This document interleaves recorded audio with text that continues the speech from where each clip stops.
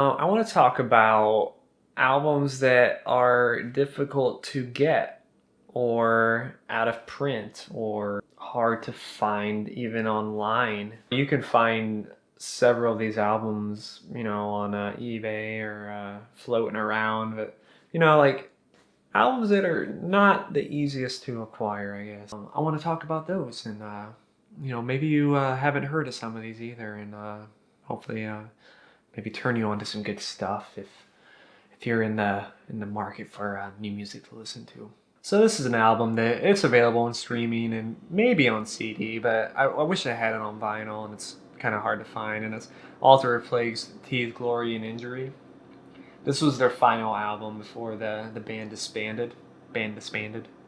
Before they broke up, and it was definitely a departure from the first two albums they made, which were long, atmospheric black metal songs, and they switched to this like industrial, almost electronic at times sound. They kept up the chaotic energy and it even upped it a bit. And some of the vocals are just the most wretched things I've heard, and a lot of the riffs are just so angular and dissonant. Also kind of minimalistic at times too. If you really try to isolate like a part, you're like, there's not much going on here. But the way all the pieces come together, it really makes for something quite interesting to listen to. And I haven't quite heard that sound in any other band. Just the sheer apocalypse they bring on in their sound it's amazing. It's a great record, and one I wish I had in my collection. I don't hear enough bands taking advantage of that sonic palette that you hear Alter Plays taking on. This next one, it's not the hardest to find. In fact, I have it. Zaireeka by the Flaming Lips. And you might know them from being used in some type of coming-of-age indie movie from the early 2000s, or shows. They're one of the more popular bands on my list. But this thing here came out in 1996, and you'll notice it's thick, and that's because it's 4 discs. But you don't listen to them in order. You're supposed to listen to them all at the same time. You're supposed to get like yourself and 3 friends and 4 CD players and put 1 disc in each of them, and then you gotta hit play and then pause and then skip back so that everyone's in sync at the same time, and then you hit play, and all 4 CD players are gonna play the CD, and each CD has one part of the song playing. So drums are going to be in one, and maybe something else, and maybe bass, and then over here, and vocals there. And it's supposed to kind of like have the music surround you in this way that you've never heard before, because normally you're listening to like a 2-channel speaker system where it's both coming at you, you have your headphones in, you're in a car. But try sitting in the middle of a room and have a CD player on every corner of the room playing a different part at you. So you have drums coming over there, like, I mean, that might be the closest thing to like a live setting, but unlike a live setting, you're not able to sit on the stage, so it's even different than that. Very unique experience. I did it once.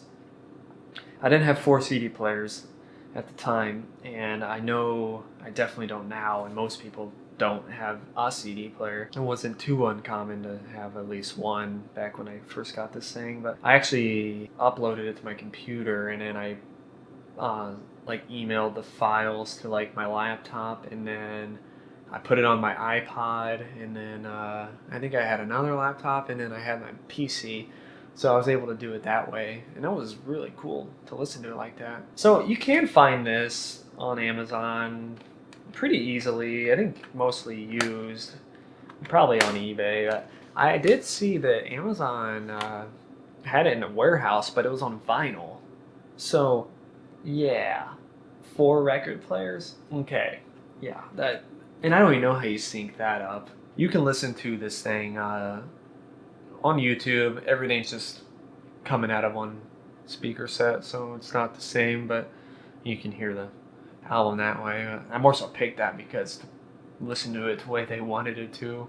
It's kind of hard. If you have 4 CD players, try it out. It's a trip. Music itself, I didn't even talk about that.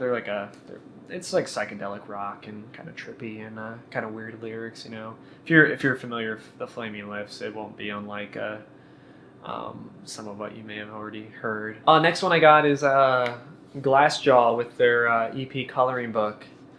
I actually found this on eBay. I ordered it, and I hope it gets to me. I hope it's the real thing. But this was a little 6-song EP they released back in 2011 as a, I guess something they handed out when people bought merch or on tour. But it's got my favorite songs from all of Glassjaw's discography. Each one of them is a great track and kind of unique too. I love the instrumentation on this thing. The focus on the bass and the drums are incredible too. Like a really interesting take on rock music. It's not like their normal kind of post-hardcore, more abrasive sounding stuff you heard in the early stuff. You can hear it on YouTube, and I don't think they put it on any streaming sites, which is funny because they own that album. They didn't put it out through a label. You know, it's theirs, so maybe they lost the flash drive. This one I know is never gonna be a thing. It's because it's a demo. It's by the band Obsequiae. They've gone on to release 3 very good albums, but they have this medieval black metal sound, and they had an album come out last year, which is very good. But this demo, I really like this demo. It has these punchy, catchy, headbanging riffs, and they're concise, consistent. It's a little stripped down compared to what they normally do. They added a lot more atmosphere as time went on. But this one's raw. You're getting the riffs. They're in your face. It's a short, like 18-minute album, 3 songs. It's on YouTube. Nowhere else though. Overall, the band is very enjoyable. If you like that medieval, like whimsical black metal sound. The band's called Gris, Gris, and the album was enflammée, constellée.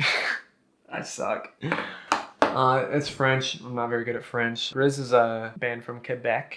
They play depressive black metal music. This album came out in 2013. It is only available in a physical format. And from my research, the only format I saw that it was released in was cassette. I didn't see like a CD or a vinyl, but it was, it was long sold out by the time I was looking for it. The artist does not want it to see like the light of day as far as an online presence. But it is on YouTube, so you can listen to it that way. It might be one of the best depressive black metal albums out there. It is very well produced. It has some of the finest drum work I've heard. So much organic, like acoustic instruments laced throughout the entire thing. Length, very long album, but beautiful and just devastating too. Also super like engaging, and I didn't come out of it like sad or anything, but it has like this despair over the whole thing. That really showcases the bass guitar, which is kind of unheard of in a lot of black metal. A lot of like grooving rhythms. Borrows a lot from the slower churning doom side of things without being like just a wall of sound and heavy. There's not a whole lot of like fast sections in this thing. If they ever re-released it though, I want to be first in line for that, because man, that's an album to behold. We have a band called Austere. Their album is To Lay Like Old Ashes. I can't find this thing on streaming. A friend told me it was on Rhapsody, but he's the only person I've ever met that uses Rhapsody, so good for Rhapsody. I think it's available on Bandcamp, but I don't think it's available for download or purchase, which kind of sucks. Well, they have an earlier album that I think is on streaming, but this one's one to behold. I heard it pretty early on in my metal listening time, so that might be why it stuck with me a bit. But like Gris, it's a depressive black metal album. Production-wise, it's more on the raw end, but not unlistenable. Super beautiful too, and Also filled with just utter despair, and I think it might be sadder than the Gris one. But man, that guy in Austere has the most anguished screams I've ever heard. Just howling for some sort of relief from the whatever pain he's expressing in the music. And there are other times where there's some clean vocals. There's some couple like cheesy moments on the album too, where I didn't quite like what they did vocally.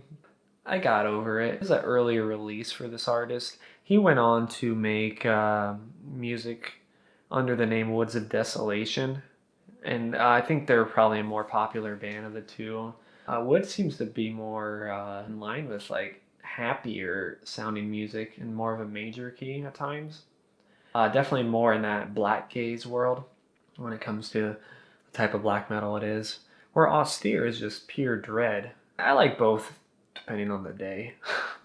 Alright, next one I got for you is a band called Vinterland, and the album's called Welcome to My Last Chapter, but it's not Welcome to My Last Chapter.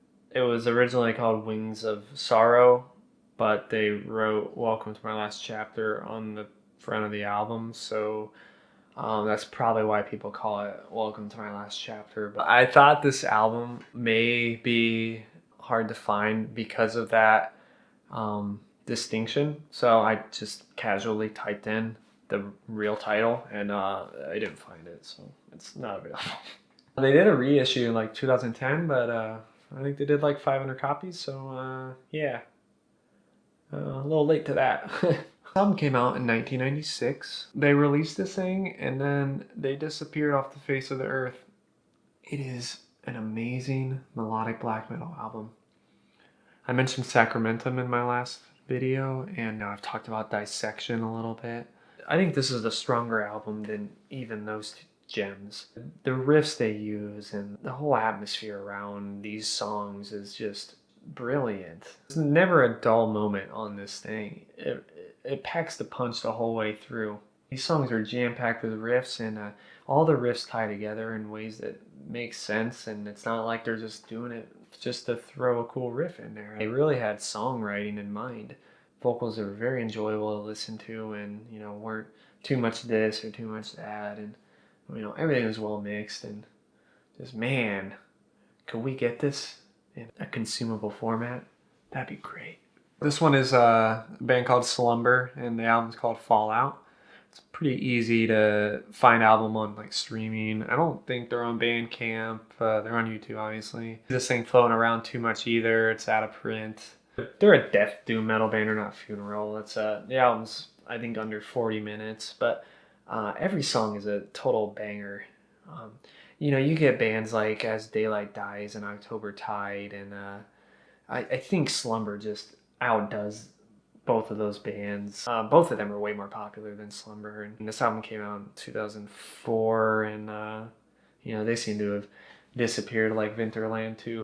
When I'm introducing someone to extreme metal, or metal outside of like the what you hear at a mall or at Warped Tour, like I show them the song Rapture by Slumber, and usually that gets people interested.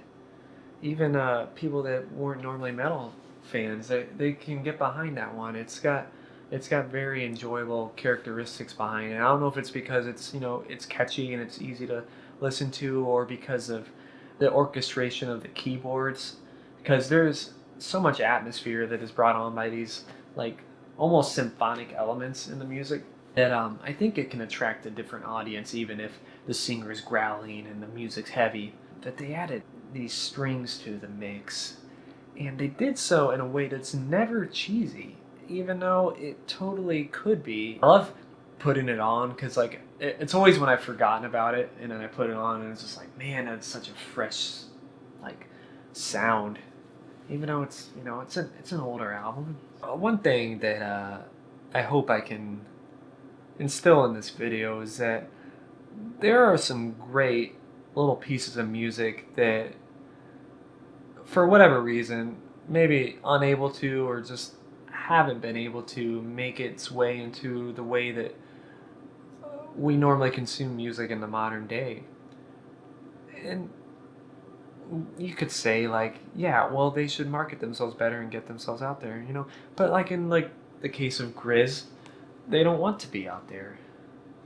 But I think as a music listener, we're doing ourselves a bit of a disservice by not leaving our Spotify and Apple Music apps and going on to different platforms to find some new tasty gem that, you know, only like 300 people know about. You know, I mean, that's super cool when you can find something that's so wonderful that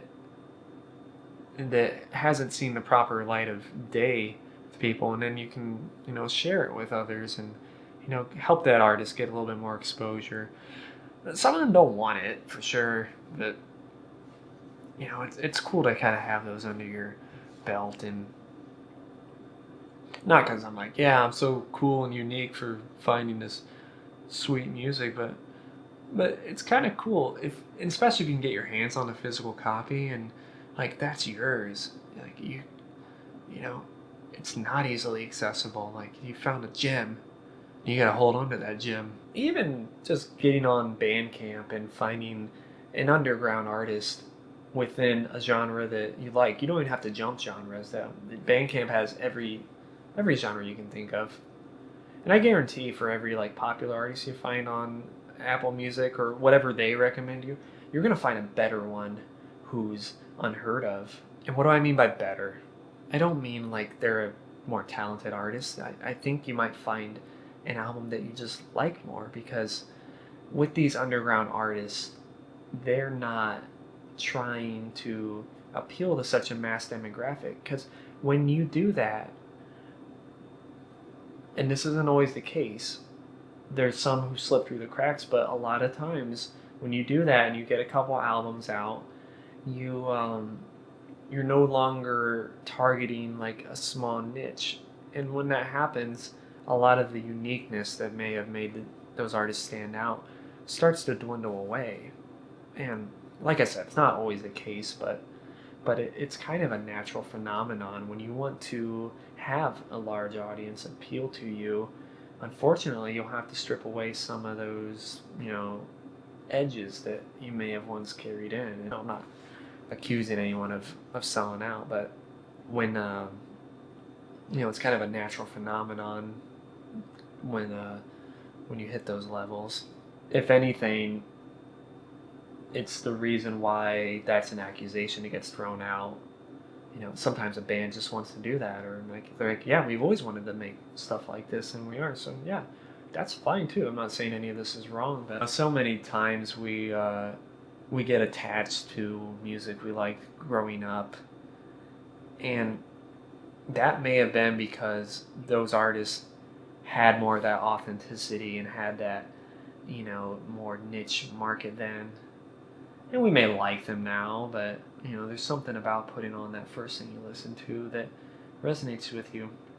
And it may have been because they were a newer artist too, and they were just throwing their personality out there. And you know, over time, fame changes you, and you know, the music changes. So I guess I would encourage you to find artists who are at those earlier stages, because they may grab you in the same way that you know, the artists you look back fondly on hit you at the time. So enough soapbox on that. Get out there, go find yourself a new up and coming artist. They're out there. They're waiting for you to listen to them. And they need your money now more than ever. So I'm gonna put the band camps to those bands if they have a band camp. So thank you very much. Hope you enjoyed.